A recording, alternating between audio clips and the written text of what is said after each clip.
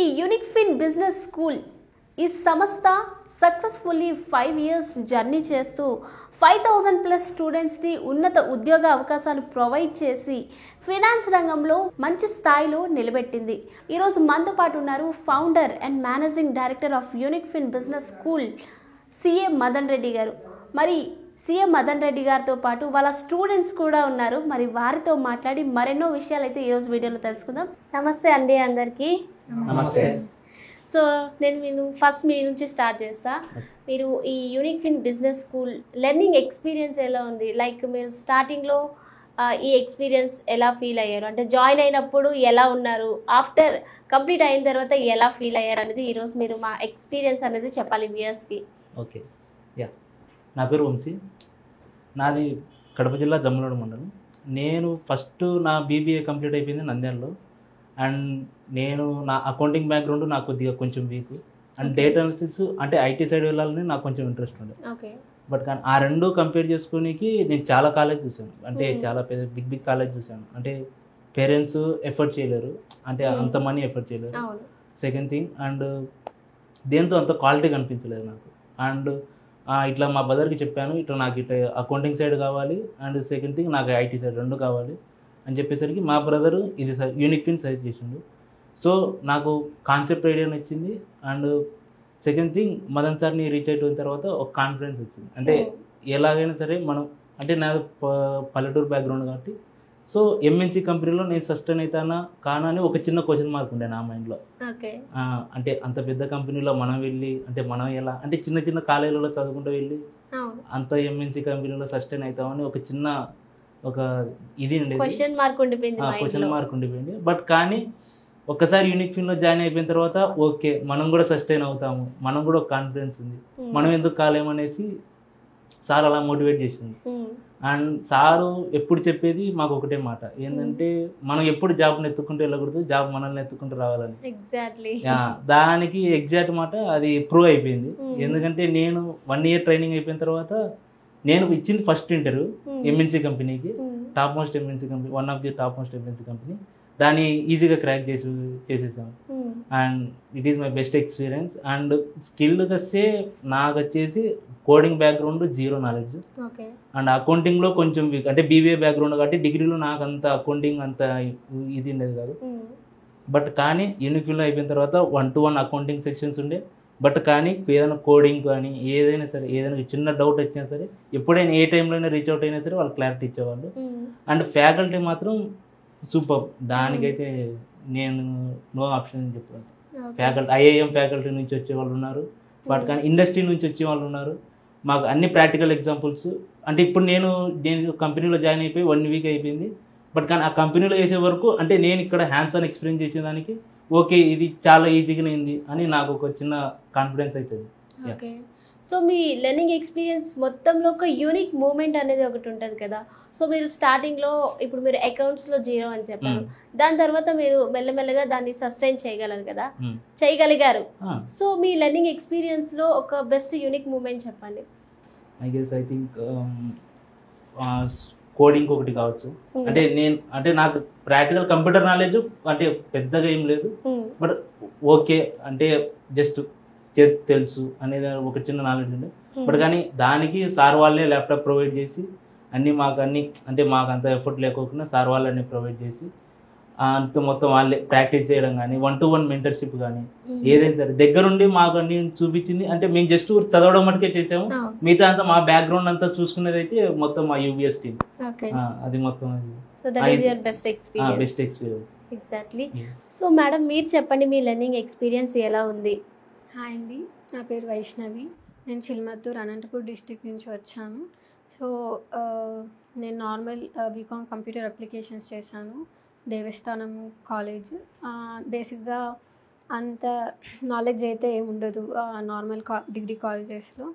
So degree అయిపోయిన తర్వాత next ఏం చూస్ చేసుకోవాలి అని డౌట్ ఉన్నప్పుడు మా సిస్టర్ ఇట్లా సజెస్ట్ చేసింది, ఈ ఇన్స్టిట్యూట్లో జాయిన్ అవ్వు, బాగుంటుంది, డిఫరెంట్ తెలుస్తుంది అని చెప్పింది. అండ్ సిటీ కల్చర్ నాకైతే అలవాటు లేదు, ఫస్ట్ టైం సిటీకి రావడం. సో వచ్చిన తర్వాత చాలా భయం ఉండింది, ఎలా కోపప్ అవుతాను, వీళ్ళ అంటే మా ఇన్స్టిట్యూట్లో అంటే సేమ్ బ్యాక్గ్రౌండ్ ఉండేవాళ్ళు కాదు, డిఫరెంట్ బ్యాక్గ్రౌండ్స్ ఉండేవాళ్ళు వస్తారు కాబట్టి ఎలాగా అని చాలా భయం ఉండింది. తర్వాత వన్స్ క్లాసెస్ వింటూ నాకేమైనా డౌట్స్ ఉంటే వాళ్ళతో అడిగేదాన్ని. నా డిఫరెంట్ ఫ్రెండ్స్ ఉంటారు కదా, సో వాళ్ళతో అడిగేటప్పుడు ఓకే పర్లేదు, నేను కూడా చదవగలుగుతాను, పనికొస్తాను అని అనుకున్నాను. దాని తర్వాత అలా 1 year కోర్స్ అయిపోయింది. ఇప్పుడు ఇంటర్వ్యూ అటెండ్ అయ్యానండి. జాబ్ వచ్చింది ఫినాన్షియల్ రిపోర్టింగ్ బెంగళూరు లొకేషన్లో.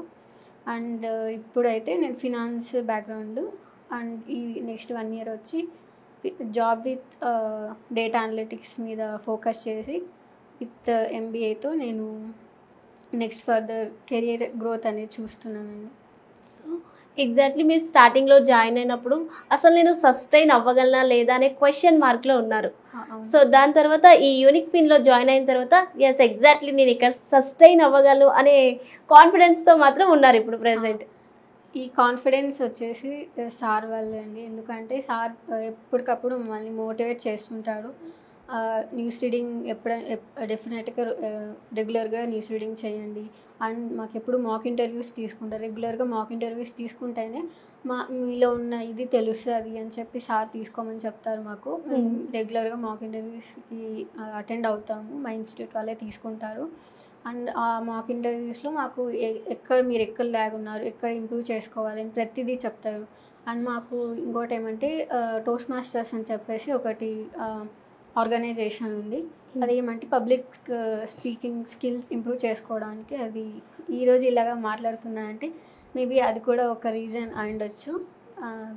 That's it. సో మీరు కొంచెం స్టేజ్ ఫియర్ ఎక్కువ ఉన్నదాన్ని మొత్తం క్లియర్ చేస్తుంది అనమాట. నాకు స్టేజ్ ఫియర్ ఉండేది స్టేజ్ ఫియర్ అండి. ఓకే, కొంచెం ఇంప్రూవ్ అయ్యాను అనిపిస్తుంది. ఎగ్జాక్ట్లీ. సార్ మీరు చెప్పండి సార్, మీ learning experience and job experience to.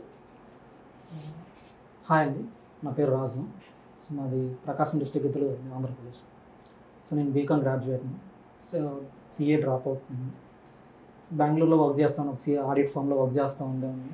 Life అంతా పర్లేదు, ఒక విధంగా ఉంది. కాకపోతే ఎండ్ ఆఫ్ ద డే చూసుకుంటే CA అలా అవ్వలేదు, చేతిలో బీకామ్ డిగ్రీ మాత్రం మిగిలింది. ఏం చేయాలి? నెక్స్ట్ MNC కంపెనీస్కి పోవాలంటే మంచి MBA కానీ లేకుంటే CA క్వాలిఫైడ్ కానీ అయితే అవుతుంది. ఆ టైంలో సర్చ్ చేస్తున్నప్పుడు మా ఫ్రెండ్ ఒకరు సజెస్ట్ చేశారు, ఓకే మదన్ సార్ క్లాసెస్ ఉన్నాయి యూనిక్ ఫిన్ బిజినెస్ స్కూల్ అని చెప్పినప్పుడు నేను వాళ్ళు ఫస్ట్ స్టార్టింగ్లో ఏంటంటే ఫండ్ అకౌంటింగ్, ఇన్వెస్ట్మెంట్ బ్యాంకింగ్ అని షార్ట్ టర్మ్ కోర్సెస్ ఉండేవి, సర్టిఫికేషన్ కోర్సెస్. అవి చేద్దాం అనుకుని వెళ్ళాను. ఓకే అవి చేస్తే నాకు ఒక ఎంట్రీ పాయింట్ దొరుకుతుంది అనుకొని. కాకపోతే వాళ్ళ టీం ఆ ఇయర్ 2023లోనే MBA కూడా స్టార్ట్ చేశారు.